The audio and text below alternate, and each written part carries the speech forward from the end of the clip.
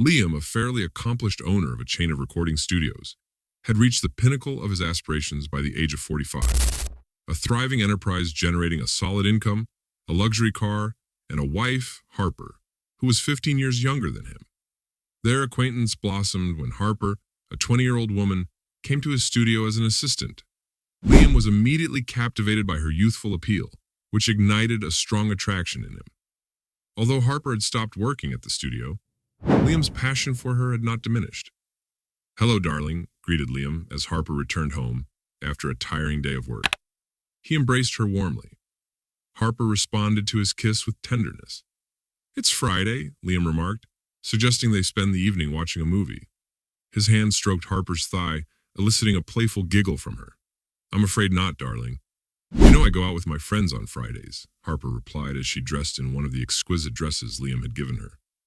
Despite his reluctance to let her go, Liam reluctantly released her from his embrace as she put on lipstick and sent him an air kiss before disappearing out the door.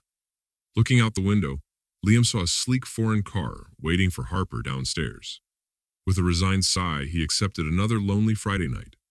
It wasn't until early morning that Liam felt Harper slip under the covers beside him, the faint odor of tobacco, alcohol, and toothpaste lingering around her. Later, Liam was awakened from his slumber by the ringing of his phone. Its insistent beeps and vibrations jolted him awake. A message from his friend Ethan popped up on the screen, urging him to meet. Liam assumed Ethan needed a loan again until his next paycheck. With a resigned sigh, Liam composed a reply to Ethan's text, arranging to meet at a coffee shop in the afternoon. Liam was already sipping his morning coffee in the kitchen when a sleepy Harper joined him.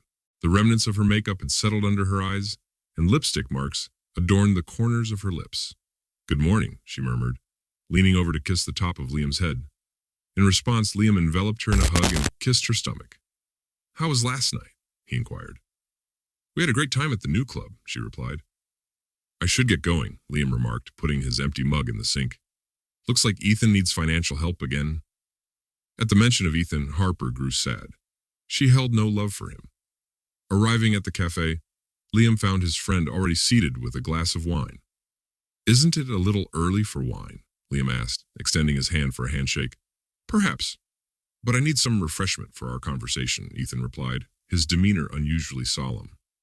Liam was puzzled by Ethan's behavior. After all, lending him money was a common thing, hardly requiring such gravity. "Order something for yourself," Ethan insisted, holding out the menu across the table to Liam, who declined with a shake of his head. "Just tell me what's on your mind," Liam asked. Ethan hesitated for a moment, drained his glass, and then set it down sharply on the table.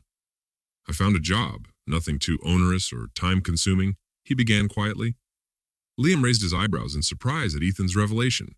It turned out their mutual acquaintance had recently made Ethan a job offer to drive young women around town. It wasn't a regular cab service, but something completely different. The cars belonged to a company that also ran a chain of boutique hotels scattered throughout the city. Liam was familiar with the notoriety of these establishments. Clients of his studio often told him about their experiences after visiting them. There were only a few rooms in these hotels, each carefully designed to cater to different interests. Finding them was not easy. Potential guests would register on the website, indicating their desired room theme and the physical details of their attendant.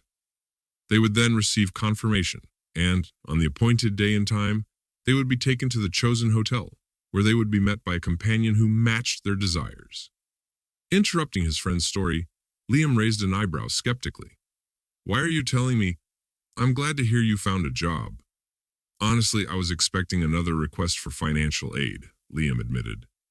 However, Ethan continued, insisting that Liam listen further. He revealed that he had received a text message the night before, which first contained a client's address and then instructions to pick up a certain girl.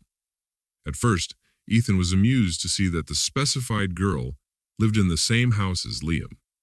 But upon arriving at the address, Ethan was shocked. Sitting in his car was none other than Harper. Liam erupted in anger upon hearing Ethan's insinuation. "What the hell are you talking about? You're accusing me of cheating," he snapped, slamming his hand on the table.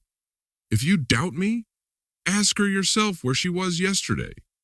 "I already know where she was," Liam argued, his voice filled with rage. "She was at the club with her friends, just like any other Friday." Ethan looked sadly at his friend, his expression filled with concern and sympathy.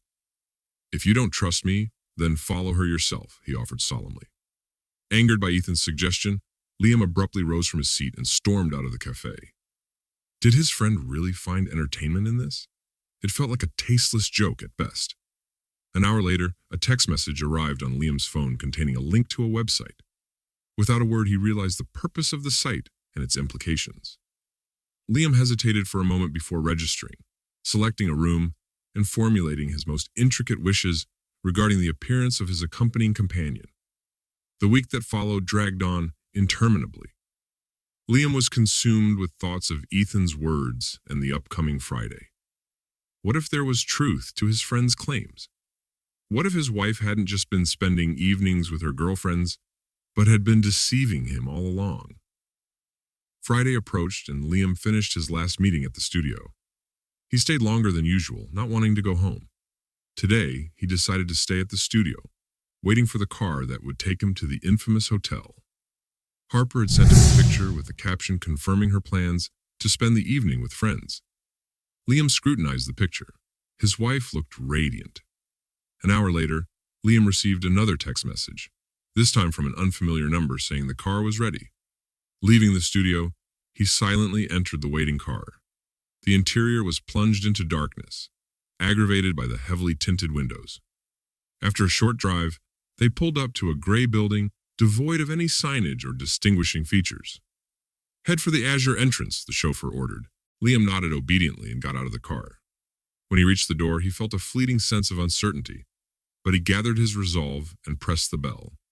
A coherent buzzer announced that the door was unlocked. Inside the hotel, the atmosphere was muted, shrouded in soft semi-darkness. Behind the receptionist's desk stood a young woman in a professional suit, her hair pulled back into a ponytail. "Good evening," Liam addressed her, using an alias for discretion. "Would you like me to relieve you of your outerwear?" the receptionist asked. The girl accepted Liam's jacket from him as he lingered, staring off into the distance as she gestured for him to follow her. Upon reaching the designated room, the receptionist smiled as she swung the door open. "Please, come in. Have a nice evening," she invited. Stepping over the threshold, Liam looked around at his surroundings. Attached to the headboard of the bed was a fully undressed figure, exactly to his specifications. Her eyes were hidden by a wide satin ribbon, dimly lit by the soft glow of candles that illuminated the room. Despite the semi-darkness, Liam could clearly make out the silhouette of his wife, Harper. With a leisurely gait, he walked to the bed and settled on its edge, gathering his thoughts.